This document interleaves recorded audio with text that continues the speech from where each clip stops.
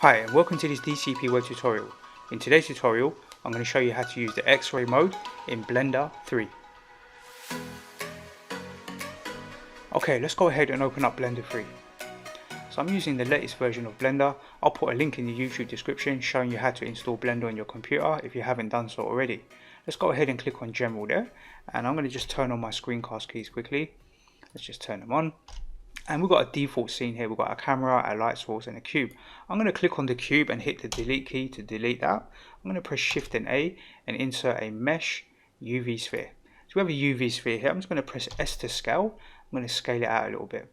This is a good object to explain the X-ray mode. So we're going to look at the X-ray mode in Blender and how do we use that and why is it useful.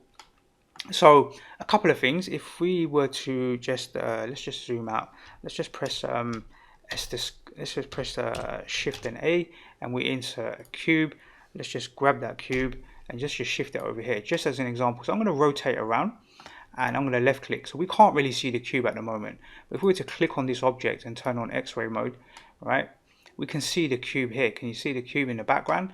So that's one purpose of X-ray mode, is that we can see through objects inside Blender, right? That's kind of one of the purposes, but it's not really what I use it for. So we can click on that cube and delete it. We don't really need it. I'm just going to just move this to the center of the screen. I'm going to turn off X-ray mode for the moment, and I'm going to go into the edit mode. So let's go ahead and click on this object and go into edit mode, and as default all of the vertices are selected.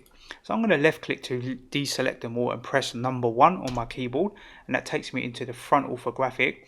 And this is without X-ray mode turned on at the moment, right? So there's no X-ray mode turned on. So I'm going to go ahead and select these vertices with my mouse. So I selected all of these vertices, and we're just going to just rotate out and press S to scale, and we'll scale them. You can see that it only scales half the side of this sphere. We want to really scale the other side at the same time. So there's a couple of ways to do that.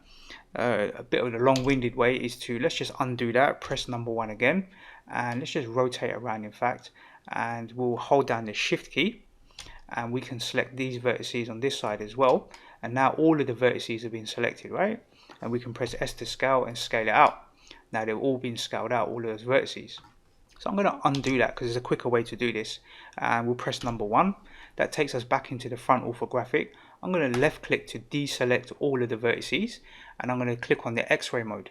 So I'm going to toggle it on, and then I'm going to select just the middle vertices here. Now what Blender's done is it's seen through the object and it's selected all the vertices that we can't see. So when we rotate around, you can see all of the vertices are selected, even though we only selected them from the front orthographic. Now when we press S to scale, we can scale out and we can see they're all scaled. Right, you can turn off the X-ray and turn it back on just to see that. So I'm going to press Ctrl Z one more time. Let's press number 1, and we've got these middle vertices selected. I'm going to hold down the Shift key. Let's turn on our X-ray again. To hold down the Shift key, and I'm going to select these vertices here, and I want to select these ones here as well. Now we've got all of the vertices selected all the way around the object, and we can press S to scale. We can scale it in or we can scale it out uniformly, right? And everything is now scaled correctly. So if we go back into the object mode and go turn off our X-ray, we can see that all of the vertices were selected and scaled accordingly. Okay, so that's how I use the X-ray mode in Blender 3. It's very, very useful when you're doing modeling and you want to, model an object and select vertices all the way around the object, whether it's a sphere, whether it's a square-shaped object or a cube, doesn't really matter. This is a good way to select vertices that you cannot see, especially when the object is, a uniform object like a sphere or a cube or some sort of object in that shape, where you can see the vertices all the way around the edge. Okay, let's go ahead and close down Blender. That's the end of this tutorial, just explaining the X-ray mode in Blender 3. Hopefully you find it useful, and I look forward to seeing you in the next DCP web tutorial.